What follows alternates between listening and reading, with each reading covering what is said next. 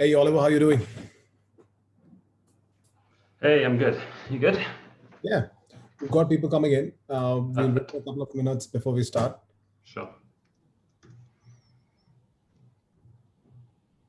Just going to make sure everything's set up. You see my screen?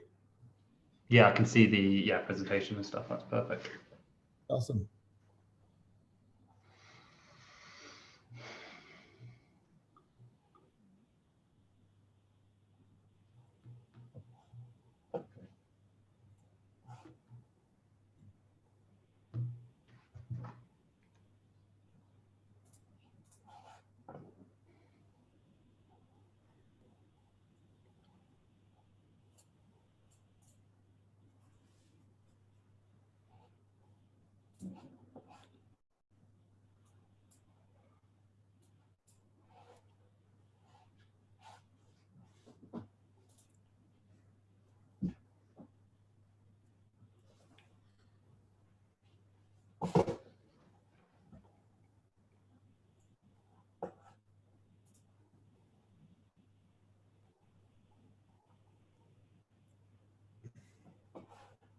Hey, everyone. Thanks for joining us. We're going to start in another couple of minutes. We just wait for attendees to come in. Thanks for joining us.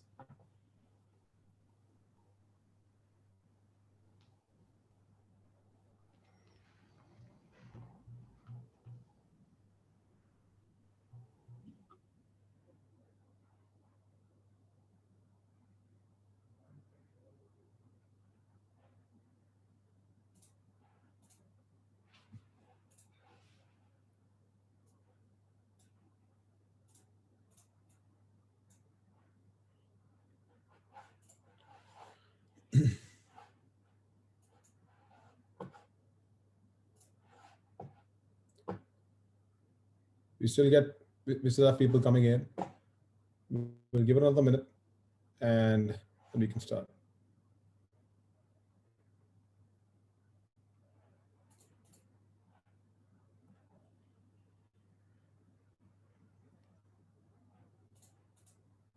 Just for the benefit of everybody who's already joined, I request you to stick around till the end. We've got a giveaway, so to say. Nothing material. We don't believe in material giveaways, but an interesting one. We'll take another couple of minutes before we begin. Go grab a cup of coffee. Grab a notepad. I think the notepad's the most important because there's going to be some proper actionable things here. Guys, can I just ask as well, there's lots of you joining. If you can hear me and Shekha, can you just say something in the chat? Just say hello or just tell us where you're from. It'd be great to hear from you and just double check that you can all hear us. Perfect. Perfect, guys. Yes, I can hear you. Amazing. Awesome. Cool. So yeah, we're just going to leave it a minute or two for more of you to join in. We've got a huge participants here. We're going to, like I say, share some really cool stuff. If everyone, okay, perfect. So hello.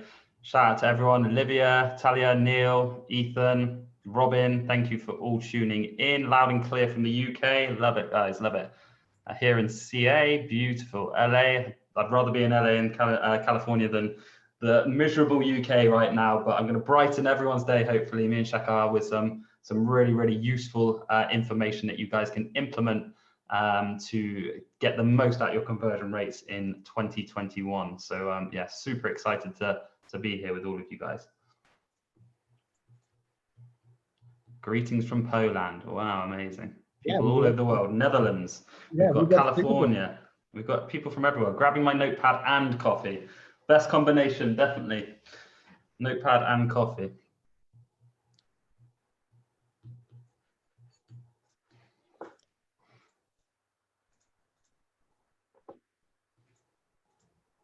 Okay, I think we're leveling up. You wanna kick it off, Oliver?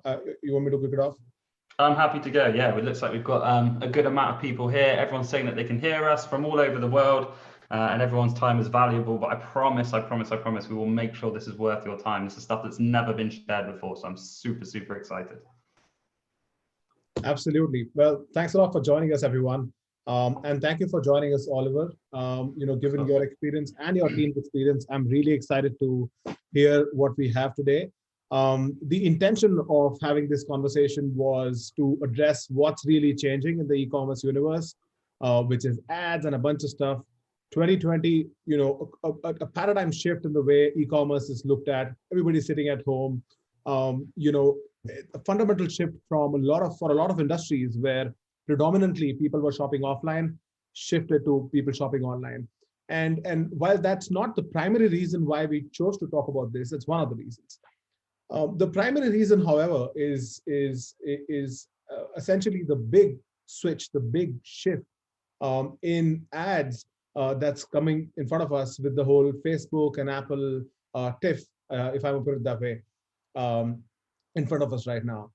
It changes a lot. I've spoken to a lot of experts, a lot of people that are reserving their opinion at the moment. There's too much ambiguity in terms of what's going to happen. And what we're going to talk about before we actually get into those 5 ideas is what we think is possibly going to happen because of this switch. Um, uh, Essentially, if you really look at why this is happening, it's the center of this sits privacy. Your privacy, my privacy, all of our privacy. And while Apple is making this switch for the consumer, for the end customer, which is also you and me, who's going to be hit with this is the online advertiser, is the average advertiser. And we were able to sort of really go deep into exactly what's changing and how it's going to make an advertiser's job difficult, and an e-commerce business's job difficult, so to say. So for me, here's what I think is going to change. First of all, because Facebook will not have enough data to find right people to show ads to, it's going to be harder to show ads to relevant people. And when I say relevant people, it means when if you're getting a bunch of your revenue from retargeting, it's going to be harder to retarget. It's going to be harder to pin people down on the basis of their interests because they've chosen not to disclose some information about them to Facebook. And because it's going to be harder for Facebook to show ads to the right kind of people or to find the right kind of people to show these ads to, Facebook will essentially have just 2 options. One, they'll have to find other ways of collecting user data. This, in all honesty, is already not working. I'm not sure how many people joining us are aware about the whole WhatsApp saga with Facebook. It's a huge messaging app that Facebook owns. It's one of the most widely used app in the Southeast Asian side of the world, and in fact, I think it has about 1 billion users. And what Facebook tried to do early this month is launch a fresh, revised privacy policy for WhatsApp, which needs for users to share their WhatsApp related data as well with Facebook, which is bizarre because this is an end-to-end encrypted, highly secure app in itself, which means it's very different from Messenger and Instagram Messenger, which by the way are not encrypted.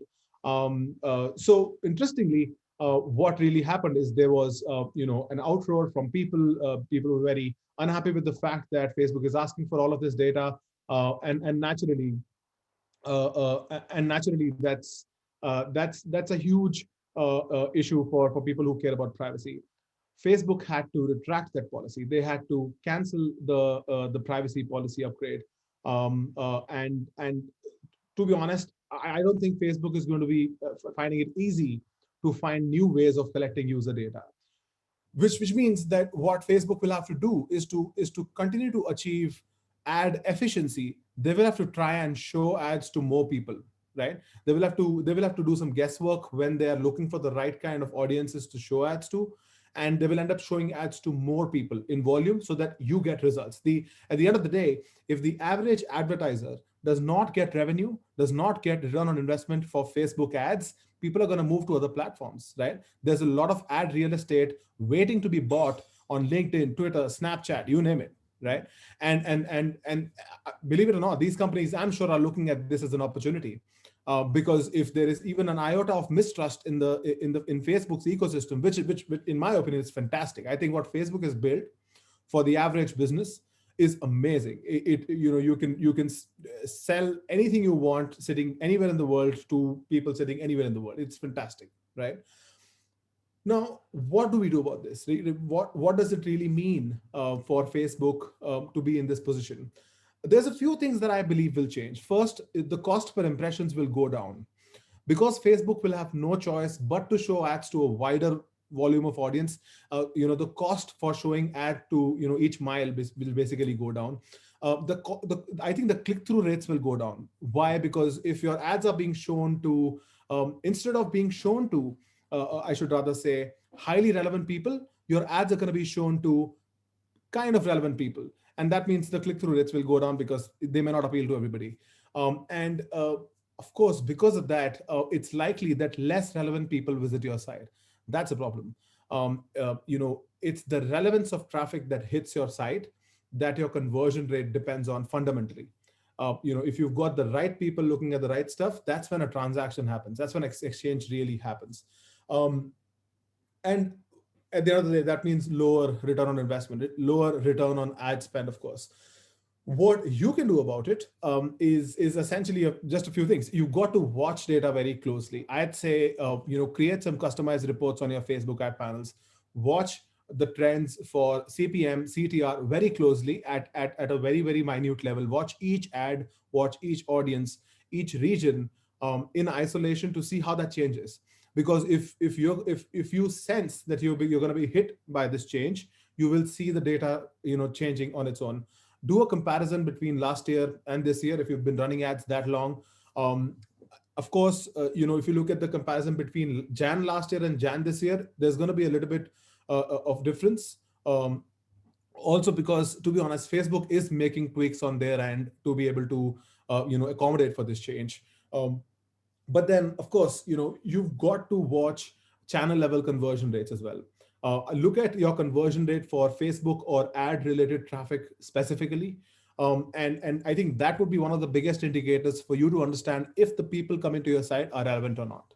But in the end, it doesn't take away from the fact that you've got to work on your conversion rate. And there's no better time to start doing that. And I mean, you should have been doing that. I mean, all of us should be doing this at all times. I mean, this change alone should not encourage you to work on your conversion rate, but it's now or never, in my opinion, because if you're not working on your conversion rates, you're essentially leaving the business to mercy of Facebook working this whole thing out for us. So this is exactly the reason why we wanted to have this conversation. Oliver and I, we were discussing about a few clients.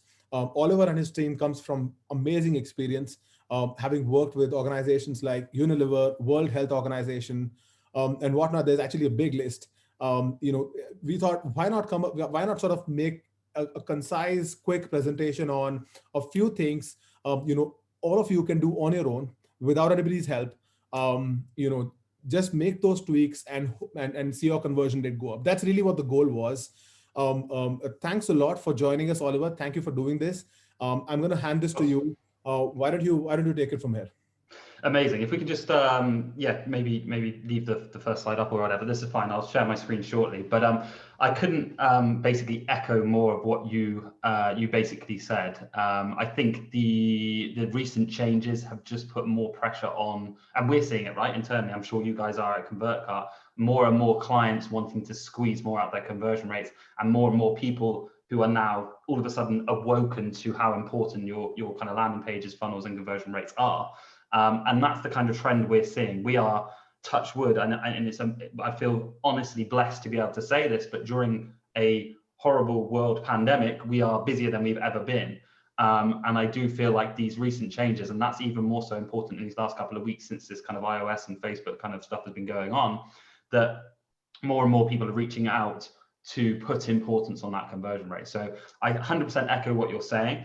What I'd like to do, and what I really love to do on webinars, I've been in internet marketing for 10, 15 years now. And every time I used to get on a webinar, it would be one of those typical webinars whereby people would just share slide after slide, talking about a topic, never giving you anything actionable. And at the end, they would go, right, now buy my course where you can actually get all this stuff and do it for yourself, right? So I've always set out to be completely different to the norm and actually give away real life actionable tips live on webinars. So that's why at the beginning of this, I said, please, please, please make sure you get a pen and a paper because I want to give everyone on here what I try to do. My kind of my kind of thing before I hit a webinar is if I can make every single one of you take one actionable tip away from this webinar that you can implement on your sales pages, your funnels, your websites, then I've done my job, because I know that that will instantly increase your conversion rate. So like Shekha said, you don't have to come and hire us. It's not about that. It's about sharing tips with you guys and paying it kind of forward so you can make these changes on your pages and funnels and see an uplift in conversion rates. Now, I want to just underline before I get into these kind of 5 important tips. And by the way, I can go into more if needed, or we can do a bit of a Q&A at the end. But this isn't going to be your typical conversion rate talk. So when I normally do this, if you followed us before, if you're a subscriber to our YouTube channel, we've got loads of content on how to build a high converting landing page. We've got content on how to lay it out, the AIDA principle, walking you through what should go where.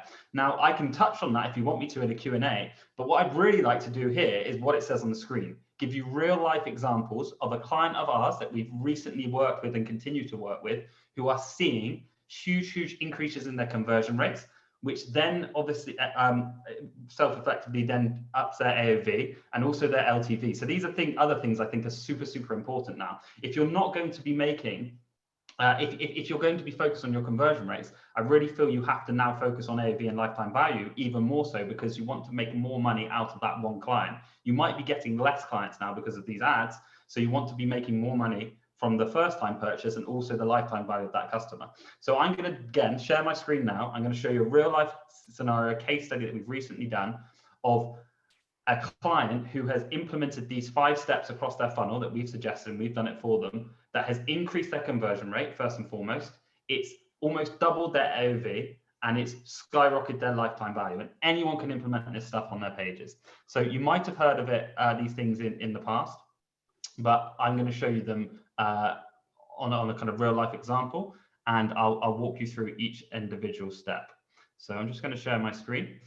If everyone could just comment in the chat to say that they can share my screen, and a thumbs up from Shekha would be great. Perfect, good. Okay, so let's have a look. Are they coming through on the chat? Perfect. Yeah, we can see your screen. Brilliant. Okay, guys, so I'm going to get into these 5 tips. Now, this is a client of ours, like I said, called Pacamask. They sell face masks, face coverings, essential items, all this kind of good stuff based on the back of the kind of pandemic. And they came to us, and we basically overtook their store. We designed, developed, integrated the whole kind of store, funnels, sales pages, and everything to do with acquisition of a customer, conversion rate, lifetime value, AOV, and all that good stuff. Now I'm going to show you their store. I'm also going to give you an example of their landing pages as well, as I want to share everything with you. But first and foremost, like I say, these aren't going to be tips that you've probably seen on our YouTube. These aren't going to be your standard kind of AIDA principle tips, page speed tips. By now, I think you've probably got a basic understanding of that you should be doing this stuff anyway. So if you want those kind of tips and stuff, head on over to our YouTube channel. These are going to be fresh content that we've never really shared before. First and foremost, I want to talk to you guys about bundling. So we mentioned AOV and how we can get more out of a consumer. And I still see so many people not taking advantage of bundling. And the most questions we get about bundling is A, how do you do it efficiently? So what's the best way to do it? And B, what happens if I have multiple SKUs, or I have multiple colors, for example, of one SKU? How do I still then bundle? So I'm going to show you exactly how you do that on both examples. So one quick thing to mention is when we advise companies on how they do paid media, we would always advise to start with that you drive all paid media to a direct response landing page. So that is a one-off kind of one page selling one product. We feel like that gets you far better conversion rates to acquire that consumer. Now, when you have that consumer, that's when we recommend you build out what we call like a brochure site, a full kind of e-commerce store with multiple SKUs, multiple products, and you can take them down kind of those funnels and sell to them afterwards. So I'm going to show you both instances. So this was a landing page, and I'm just going to scroll down for you, that we built for Pacamask based on their single masks, right? So it's one page, but we're selling all different types of SKUs. They have so many different types of SKUs. And this is how I'm going to show you how you bundle on a landing page for, first and foremost, a product that has multiple SKUs, and then also multiple SKUs with multiple colors. So all of our call to actions will link to this bundle section. Okay, and this is really, really important on your sales page, how you lay out your bundles. We have done a lot of testing on this. We have our clients who do huge data. Most of our clients are doing, circa 10K per day on paid media. Some of them are doing 100K plus. So we have a lot of data on this. We've always found these two often get switched around, and it depends on your conversion rates, which one you do. But we've always found that 1 versus 3 versus 6 work. And again, there's not many products out there that you can't sell in bundles. Obviously, your kind of high-end tech, for example, like you probably wouldn't sell an iMac in a bundle, for example, because people only really need one unless you're targeting B2B. But most of your kind of lower ticket items, under your kind of $100 items, you can sell in bundles. Any consumable products, so anything that's something that people are going to want to order more of in the future, or that they can have lying around the house to give to their friends and families, you will see success selling in bundles. This is how you do it: 1 versus 3 versus 6. Now, often these two switch around. So normally we would start with 3 in the middle and 6 on the right, but you want to split test which order these come in. But the most important elements are to make sure that your 3 and your 6 stand out versus your 1. So notice how 6 is a bit higher. Notice how we have most popular on 3, best value on 6. And what's really important when it comes to bundling, which people don't tend to do, is that you lead, and again, we've tested this, we lead with the monetary saving as opposed to the percentage saving. So you could easily say here like 50% off, 20% off, whatever those savings are. But the monetary saving we found converts way better than a percentage saving.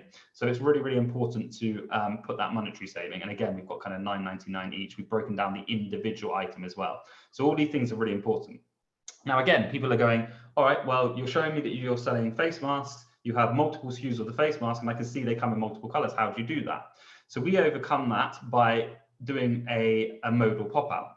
So we've done something like this, whereby you still have all your SKUs, but it's nice and neatly laid out for people to select one of the 6 of their masks. And I'll show you the flow and how this goes. So let's say, for example, mask 1, we want adult. When you click select your option, all the masks come down here, or you can click the thumbnails over here. So you might want to go, for example, pooch. Sorry, my computer's loading a bit slow. But you can select basically your option versus your size. My computer frozen, so we're fine. Versus your size, and go through each mask individually.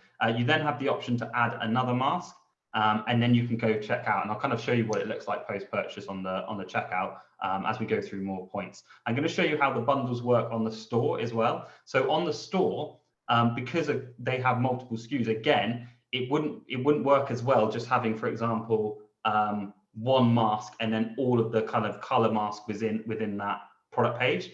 We've split each mask into a product page so that you can have this kind of filter view.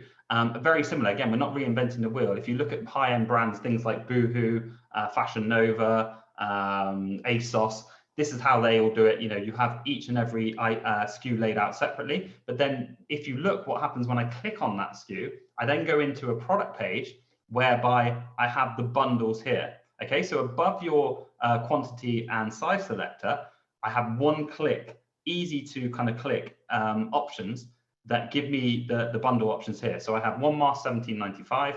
I then have buy 3 plus masks and get them for $13.33 each, and that saving of this. 6 plus is $9.99, or you can get 10. And again, look how this one stands out way more. All I have to do is click that one. The quantity then selects to 10. I can then add to cart and go through. So these are 2 ways that you can effectively bundle, even though you may have multiple SKUs, multiple colors. Again, just make sure that you're kind of using sort of like a filter option, a filter plugin on your collection page so that you can show all of your masks. And then each and every single one of our products has 1 versus 3 versus 6 versus 10, or you can select the quantity here. And just from doing this, they went from selling 1 mask to, on average, selling 3 plus masks per order. So we took their AOV from around about £22 to over £50 now, because more and more people are selecting these options because they can see the saving. So that's tip number 1. Is I really, really highly recommend that you take advantage of bundles. Again, I think apart from your kind of high-end products that people wouldn't just buy more of, you can bundle pretty much anything. So anything like supplements, fitness stuff, definitely apparel and kind of clothing works very well. Jewelry works very well on bundles. And almost, if say, for example, you're doing something like jewelry, you want to change your messaging to encourage people to bundle, like, for example, why not add one for your best friend, or why not get some for your family, or whatever that may be. But bundles on that kind of front end really will help increase your AOV. Moving on, and I'm going to take you through this Packermass funnel because, like I say, we implemented all these changes on one store. We're now doing this across all of our stores, all of our funnels, all of our websites, because it really works. But number 2 is how to get more and increase your AOV via shipping costs. So let's say, for example, I add 1 mask to my cart here. We now have a cart page that looks like this, and we do something quite clever with a shipping call out. So this is tip number 2. Again, these are things that you may not think about, things that I haven't shared before on our YouTube channel, but just exclusive tips for you guys that really will home in that kind of importance of, like Shekhar said at the beginning, increasing your conversion rate, but most importantly, also increasing your AOV and your lifetime value of this customer. So as we've gone through that funnel, okay, this is another thing to mention about bundles, by the way. We also call it out on the cart page. So if someone, for example, adds 1 to their basket, we'll say, oh, why not buy 2 more and get a 462 discount? So it's all dynamic, and all these clever little things will really help increase your AOV. But this one has really, again, boosted our AOV since we've implemented it. And this is custom coded, but I think there probably are plugins that do this, but it wouldn't take a developer. Again, you don't have to hire us. I'm not saying that. Go on to Upwork, create a job and just ask them, tell them that you want to do this. By the way, feel free to use Packermass as an example. Just send them the link. But this will really help increase your AOV. So wait, don't pay for shipping. So add 12, and this is again dynamic, £12, 5p more for free UK shipping. So they're selling only to the UK at the moment. They do offer international shipping, but not free, of course. So that's saying if I add 18, so 20, so £30 to my cart, I will get free shipping. So again, if we up this, what happens then?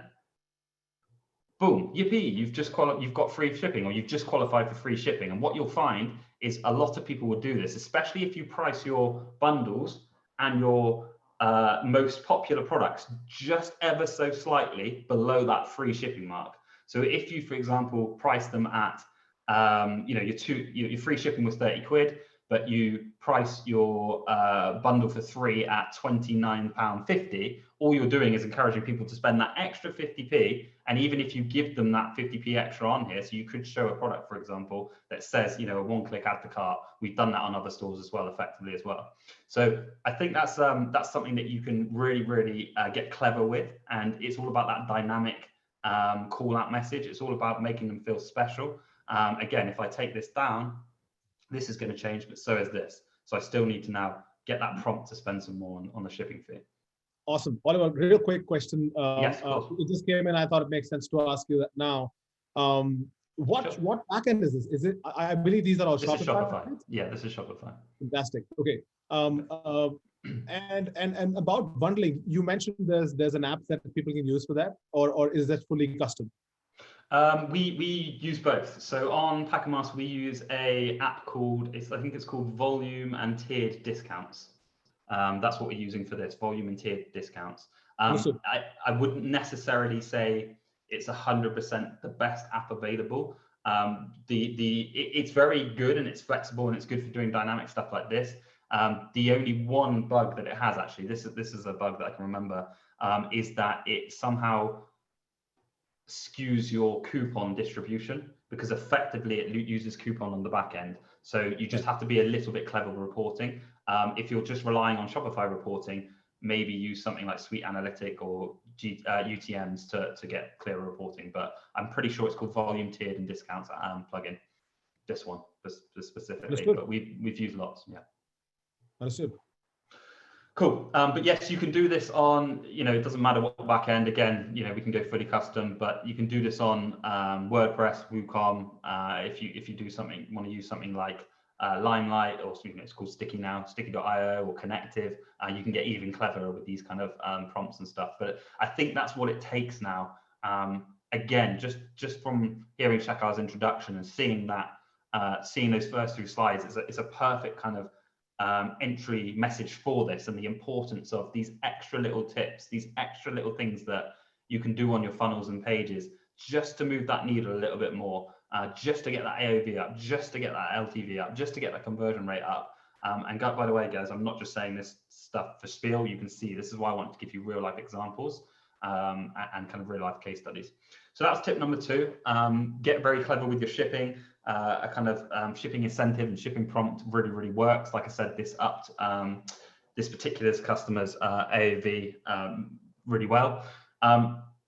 Moving on, and this is something that we've never shared as well before. So I don't want people cloning this. I don't want people watching this video and then claiming that they were the ones to do this first. This actually, before I go into it, have we got anyone from the UK in here? Anyone from the UK? Because I feel like the people from the UK will resonate with this next point that I'm going to say. So if you're from the UK, get in the chat and just say, yeah, okay, perfect. Yeah, amazing. We've got some people in the UK. And this is not to say that other people aren't going to find this useful, but the UK people can relate. So what's happened in the UK is during the pandemic, you can still do essential shopping. So you can do your grocery shopping, right? So you can go into your Tesco and your Asda's and Sainsbury's and stuff. But I personally have always hated going shopping. I hate being in a shop. I feel it's pointless if I can do it online, right? I'm a bit lazy. I'd rather be working. I'd rather be geeking out about conversion rates and talking to Shekhar late into the night about how we boosted X and Y's clients' conversion rates, right? So everyone's shopping online. Everyone's on these apps, Tesco apps, doing your shop. Now, what happens on the Tesco app is you add all your groceries to your basket.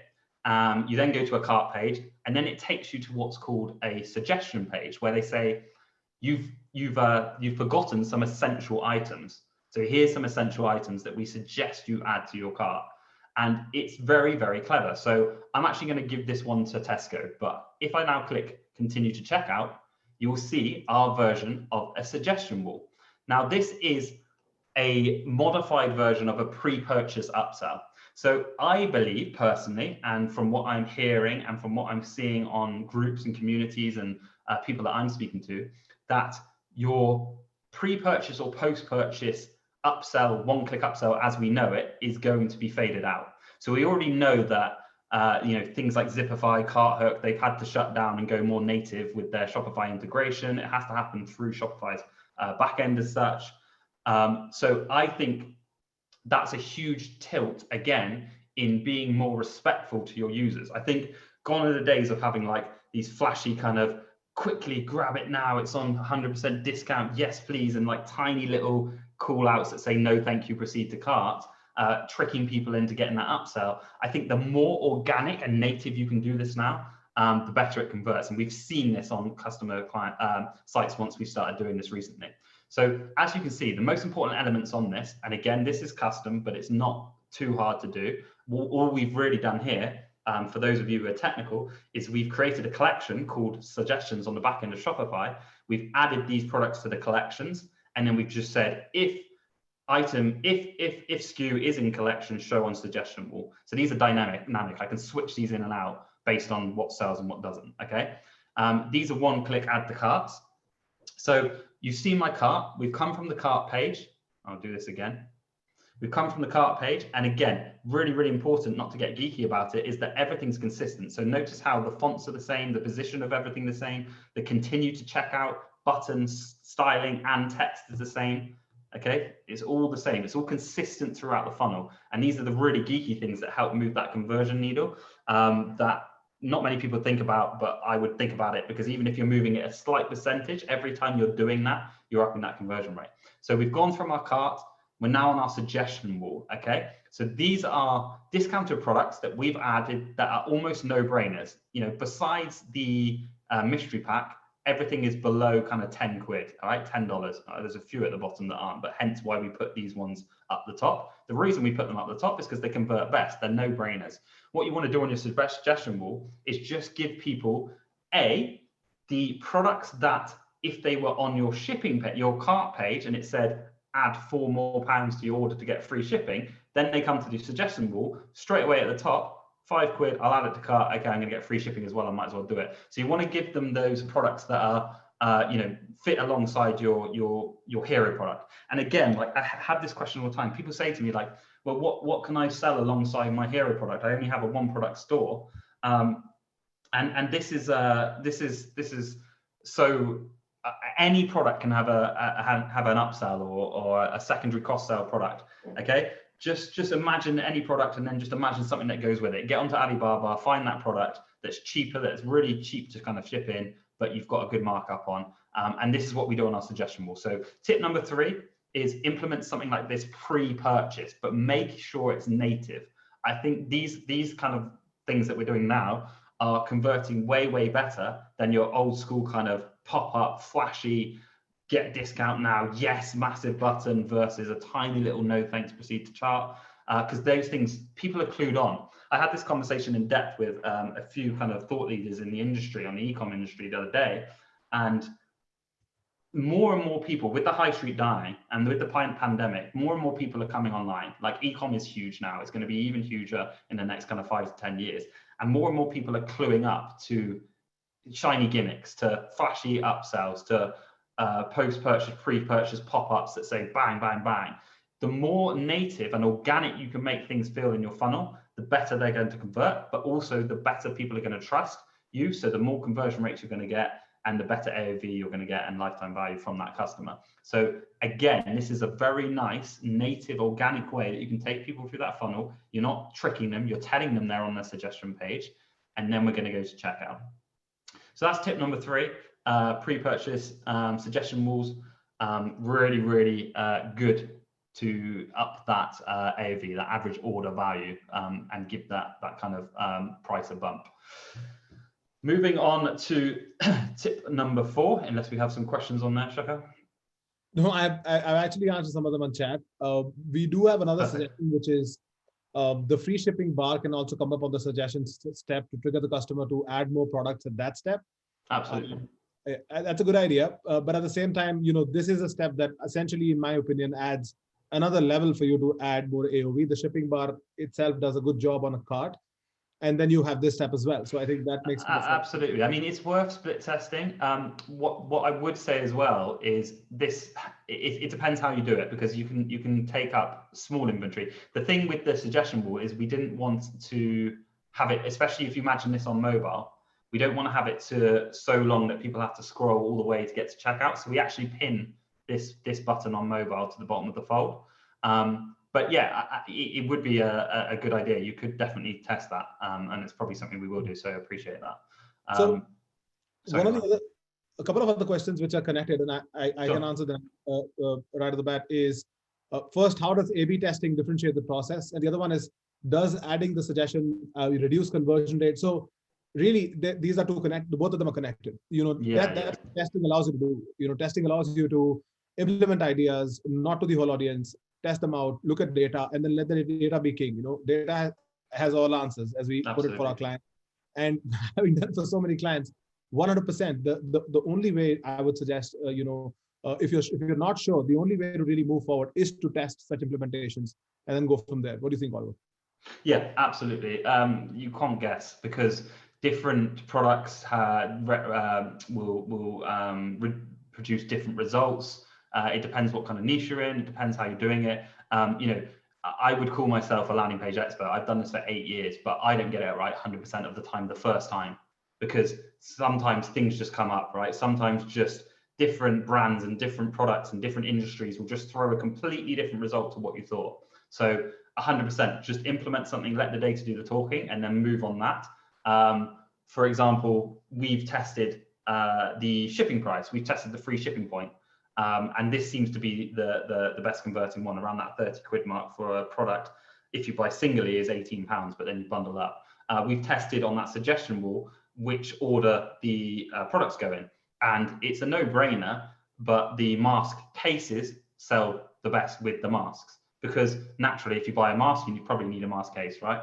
So it's definitely just all about kind of testing different ones, recording, even if it's as simple as doing it manually, and then having a spreadsheet that just says, week 1, amount of traffic, conversion rate, what was the top product on the suggestion wall. Week 2, you know, and go through 4 or 5, see which one's best. As far as conversion rates from for having the suggestion wall in place, we didn't see any impact at all. In fact, I think we increased conversion rates, but we saw a huge impact on AOV going up. So it had no negative impact on that store from having that wall. And I think that's because it's done so organically. It's done in such a native way that it just feels part of the funnel. Again, it's not that flashing banner. You know, we've done this. We've done pre-purchase one-click upsells on Zipify, or you know, these big banners and stuff before that have had negative effects on that overall conversion rate. Yes, you might get a high AOV, but it's pointless if you're not converting as many people. And I just want to drum home, the more honest these days you can be with people, and the more it just feels like a natural part and process of your website, the more these clients are going to trust you, and the more you're going to get that conversion rate up. I think the days are dead. Like I've seen it, and I'm sure you have as well, Shaka, where you know, you go through trends. Like 3 or 4 years ago, everyone was doing like free trial, right? So everyone was doing like rush my free trial orders. That, you know, the days of the Garcinia and the keto products and all these supplements that kind of were fly by night stuff, and everyone was doing rebills and doing sneaky methods and flashing banners and stuff. And I just see it as like there was a generation of people that got burnt from being served those creatives and those pages. And I think they got burnt and they're now clued up to it. So I think you have to constantly evolve. And I just think this is what we're seeing in our customers, that there's no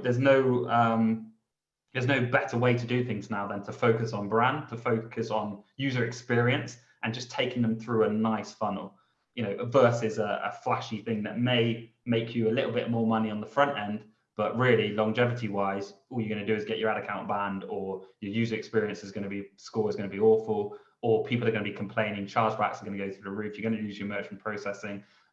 So I just think it's all about that kind of organic experience. Yes, squeeze it as much as you can, but do that via conversion principles, do that via social proof, do that via trust, do that via you know, very clever upsells and AOV tweaks like I've just shown you.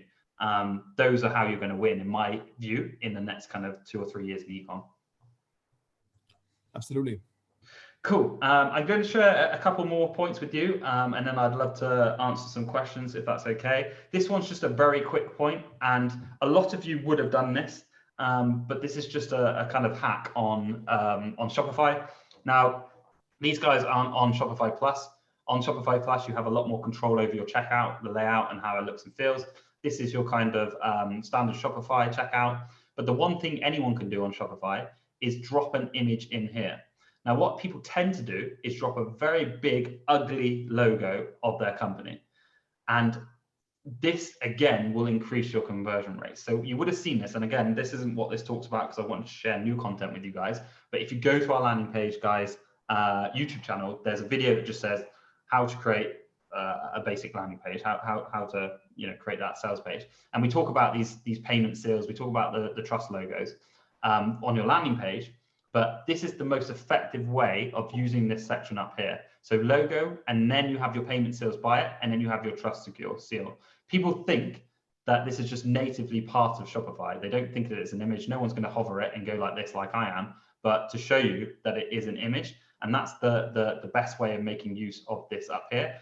For some of you who are watching this now, who just have your logo or don't have an image up here, I honestly, it sounds really stupid, but creating an image like this and implementing it on your checkout page will increase your conversion rate. So that was just a little growth hack. I wanted to take you through the whole funnel, and I wanted to give you a little bit of a kind of tip on each step of your funnel. And then lastly, I just wanted to talk about, and this one's more of a kind of talk than and I'd love to get Shakar's thoughts on this one, than a visual thing, is that whole kind of post-purchase flow, which I think, again, if you're going to be possibly paying higher rates on paid media to convert that user now as a consumer, I think lifetime value of that customer comes into play even more. So I want to share a couple of cool things that we're doing on stores that we've built before and that they're doing on Packamas that works really well. So first and foremost, make sure that you have obviously all your email set up. So cart abandonment sequences, all that good stuff that Shekhar can maybe dive into a bit more, because these guys are amazing at it. But all those things you need to have set up. You need to have a kind of post-purchase flow on your emails as well. So again, like that suggestion wall, if anyone, for example, on PackerMask buys a mask without a case, we will email them about purchasing a case. It's all about kind of upping that conversion rate. One thing that sells very well on PackerMask as well is our multi-pack filters. So once you have them as a customer, bundling things up into multi-packs like this sell really, really well as well, because you can get across that that discount way more on a multi-pack like this. So these sell really well. But I think those post-purchase deals and getting clever with email are super important. Maybe we don't dive into them too much on this webinar because it's quite a big topic, but Shekhar will probably, I'm sure, will have content on that. But this is one thing that we've done if you have a store on PackerMask, which is very cool, to make sure it's dynamic, is we've created these blocks. So this block up here is changeable. So all this text, the image in the background, the shop now call to action, the links, everything is changeable on the back end of the theme, as is this image here. And again, we're not inventing this. Again, if you go to Boohoo, Fashion Nova, ASOS, all the big, the huge kind of Shopify top 10 stores, they all do something very similar. Just making sure that things are dynamic. So for example, we launched this mask case offer yesterday. So we can switch out this image, we can switch out everything here, and we can switch out this call out up here to pervade that message, to tap into the echo chambers. Whenever there's a news announcement or something that we can tap into, we'll change the whole messaging of this homepage, and it just converts really well. So I think another thing to do is make sure that your pages, especially your stores, are dynamic so that you can change them on the fly. You can tap into what's in the news. You can tap into sales and deals and promotions. You can play on the back of Black Fridays, Christmases, Easters, Valentine's Day, whatever that may be. And just don't get lazy, don't become static. Don't just have the same landing page where you're not testing different things. You're not testing different offers on your store. And hopefully, guys, that has been some really useful information for you. I'm very happy to answer any questions. Like I say, I can go through conversion principles and all that good stuff, but if you want to watch that in detail, head on over to our YouTube channel. And yeah, I'm here for any questions. Shekhar. Thanks a lot, but that was truly insightful. And of course, there's one quick point I would like to add to the last one there, especially with the banners. We've seen it working with a bunch of clients where we run A/B tests, that running static banners instead of those big sliding banners that nobody really looks at. All of them, multiple messages, confuses people. Don't do that. Try single images. Talk about one thing only. It'll have a much bigger impact as compared to just sort of going through everything. So I do have a couple of questions here that we'll take up. Just give me a second here. So one of the first one is should we have people put their email and their first name in a step before the shipping information so that they can hit them with abandoned cart emails? What do you think about that? No. So you can do browser intent. Obviously, cart abandonment. But the only way that works is if you get clever with it, because what it will do is it will hurt your conversion rate too much. So the way we've done that, if you're more interested with growing a list primarily, there's a few things you can do. You can do something like if you want to grow your list, you can use something like Kickoff Labs. If you go to kickofflabs.com, you can run like a giveaway. That's a really good way of doing a viral kind of contest to gather emails. But the other thing you can do is you can send them to a sales page whereby you call out and say, see if you qualify for free shipping. Enter your zip code and your email to see if you qualify. And then people will enter their zip and their email. You just do a kind of loading spinning wheel, whatever effect you want to do. And then you say, thank you so much, you have qualified. Enter your billing details to check out. So I think it hurts your conversion rates if you do it on a pre-step, but if you call it out in a clever way, there are ways of doing it. But I would personally stay away from it. So the answer is a yes and no. You got to do it right. Yeah, exactly. You've got to get a bit clever about it. But as far as doing that for abandonment, you can do some really, again, Shekar's, ConvertKart are experts at the whole kind of abandonment sequences and stuff like that. So maybe that's more for you. Absolutely. So there's another one which is which I can answer in just a simple statement is, how to apply these suggestions, such as the the suggestions, the product suggestions right after the cart page, to premium brands, because these suggestions may not be brand story specific. If you're trying to sell on the back of a story, it's going to be difficult to sort of push products to people. And to be honest, what we've spoken about today are ideas that you can implement in a lot of different ways, to each of your brands. There's no one size fits all in optimizations like this. I can say this for Oliver's team. I know we do it. That both teams normally would solution for each client from scratch, look at each business use case, look at each user journey, and then create something from scratch. Be it our conversion optimization strategy, or be it a landing page or a site setup that Oliver's team is doing. That's really what matters. I think in the case of premium brands or brands where you think showing product suggestions is going to be probably too pushy, you can always do it in a subtle way. I think it's more about how you put it than what you put that matters, at least in the online experiences. What Amazon has been doing shipping timers forever, but nobody seems to think of them as a gimmick. They look fine. The only difference between the way they do it and some other sites do it is they put it inside on the product page in a really subtle text way. They don't, it's not in the face. It's not a pop-up, first of all.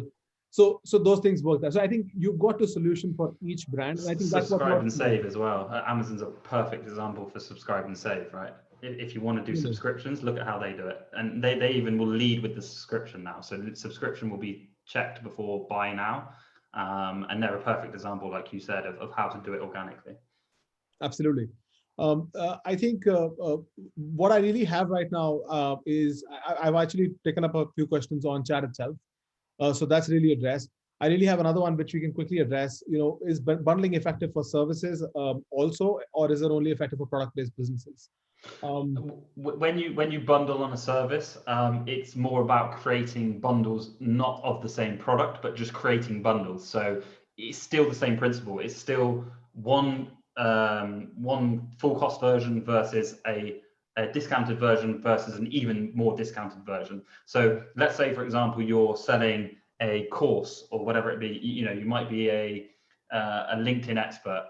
Your one option is your LinkedIn expert course. Your three options, so your kind of middle option, would be your LinkedIn expert course plus 5 email templates to send to clients plus a 1-hour consultancy call. And then your sixth option is all of those ones in 3 plus an in-person meetup for a day or whatever it may be. So bundling when it comes to services is just all about layering different things on top of what you already offer. Anyone can come up with those extra things for sure. Yeah, absolutely. Awesome. Well, thanks a lot, Oliver. I think that was some very cracking advice from you. I'm sure these ideas will go back. As for towards the end, I mean, we're towards the end. And as for the giveaway, it's really simple. My team is an expert at analyzing sites, coming up with conversion strategies and implementing them. Oliver's team is amazing at putting together sites and landing pages from scratch. I've seen their work. I can vouch for it personally. They do a stellar job, phenomenal conversion rates. Not only have I seen their work, I've also seen the data behind the work. But here's what we're doing. If you are looking for a page-by-page conversion rate audit for your site, where you want us to basically take a look and find where you're losing customers and revenue, we will be sending an email out immediately after this webinar. You can feel free to reply, and I'll get that set up for you. If you're looking at a landing page conversion analysis, that's something that Oliver's team is phenomenal at. We'll let them do that, and naturally, you can feel free to reply to us or them for it, and we'll have that set up, of course. As for conversion rates and as for ads, I cannot emphasize enough on how much focus needs to shift on this. We will probably make this webinar a series. We'll do a bunch of more ideas in another 15 days or so. We look forward to seeing you all. And once again, Oliver, thank you so much for doing this. This has been great. Of course. No, thank you everyone for your time. Really appreciate it. Obviously, know there's lots of different people from all around the world. Yeah, if you want to take us up on that free landing page audit, then just email me. My email is oliver@landingpageguys.com. Send me a link and we'll shoot you back a quick video of how you can increase your conversion rates. Awesome. Thanks a lot, Oliver. Thank you everyone for joining. Thanks, guys. Have a good one.